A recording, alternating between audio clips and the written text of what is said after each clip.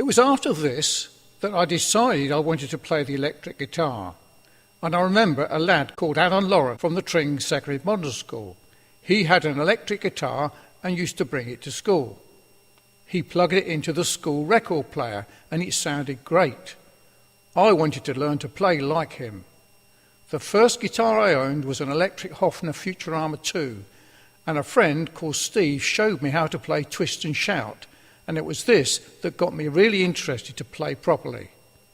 I put together my own guitar amplifier using a PA amplifier that I had stolen from a Catholic church in Watford.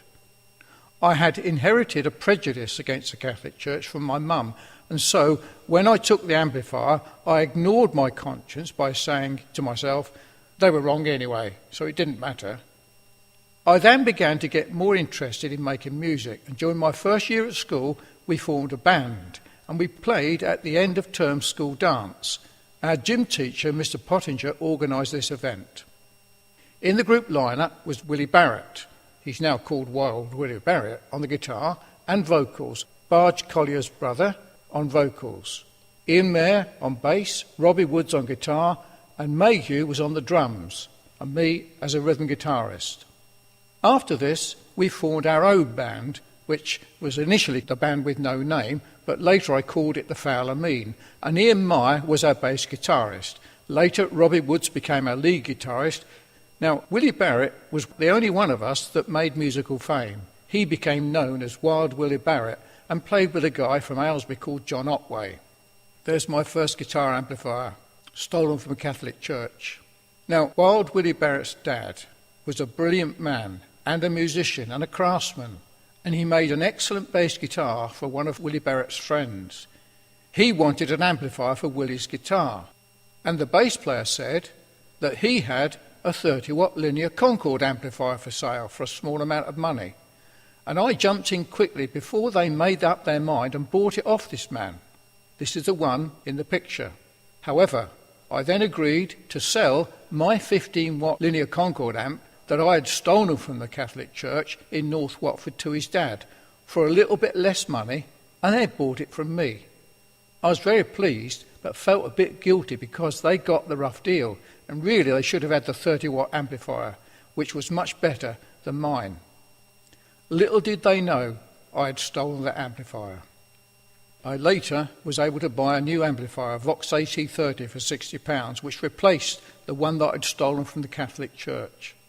Now, one of our regular spots to play on a Saturday night was Courts Dance School, just off Kingswood Square. Here was our music set.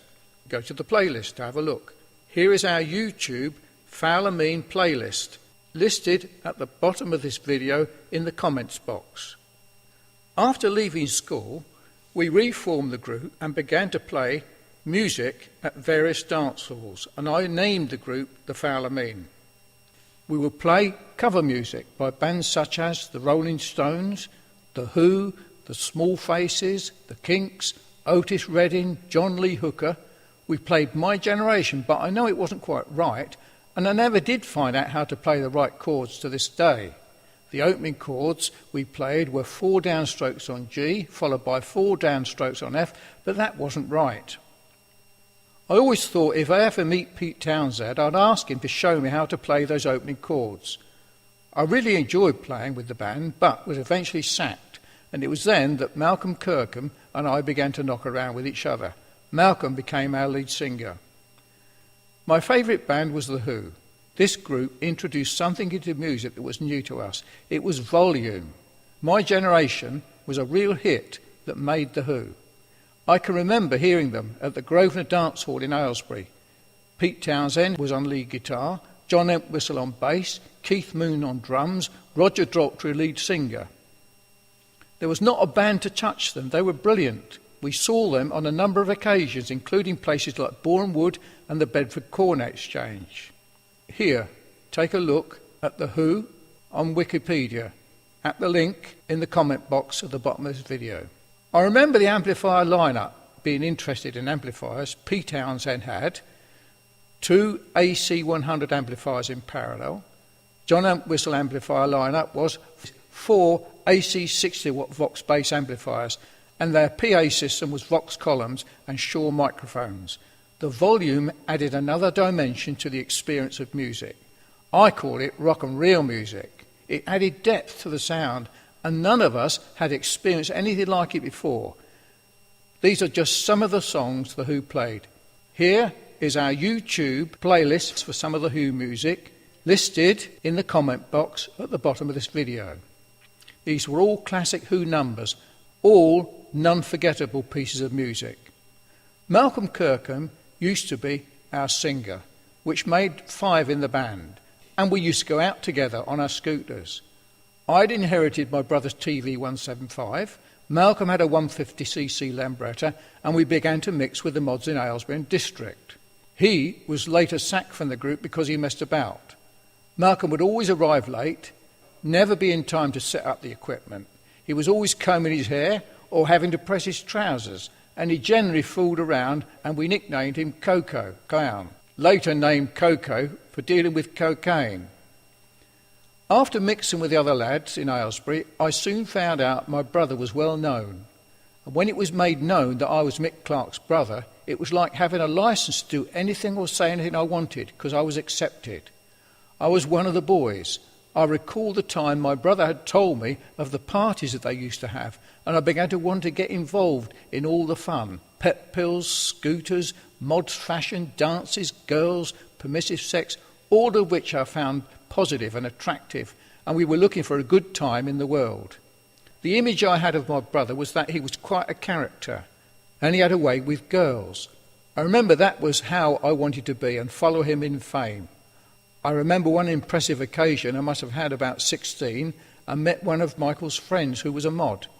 One Saturday night, outside the Grosvenor, he came dressed in a brightly coloured trousers, black plastic mat, wearing girls' makeup around his eyes. He was Glennie Williams. This was the thing to do, and I thought, this is great, and liked it. The normal mode of transport was either a Lambretta or Vespa scooter, and crash bars with backrests, spare wheels, carriers and mirrors. The scooters would become custom sprayed, and generally a World War Army green parka or black plastic cape was the uniform.